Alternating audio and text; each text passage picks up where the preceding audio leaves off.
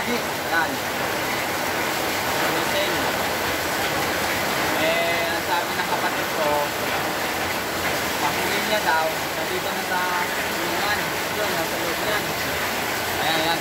Nasa loob niyan. Pumasok daw yan. Ito. Ayan. So, pinakawalan ko.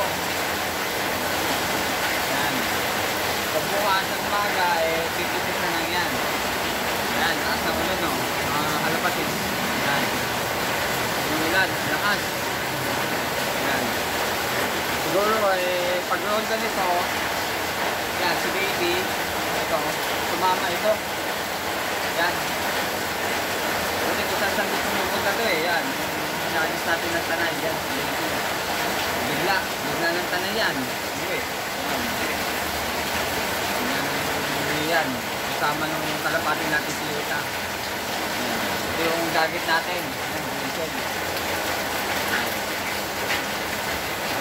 yung mga breeder natin. Sige, hindi makita. Yan. So. Yan. Hindi naman tayo nag-i-interest ng mga dagi. Yan. Oh, dati pa naman, hindi ako nag-i-interest ng dagi. Napakawalan ko sa kaya. Yan. Kaya pag may mga dagi kayo, lagi nyo papakawalan. Kasi pag manakaw yun, hindi atin yan. Babalik natin yan. Yan. Yan. So, nandito na lang mga kapatids. Ayan, hindi mo sa may-ari yan. Ito yung mga placer natin.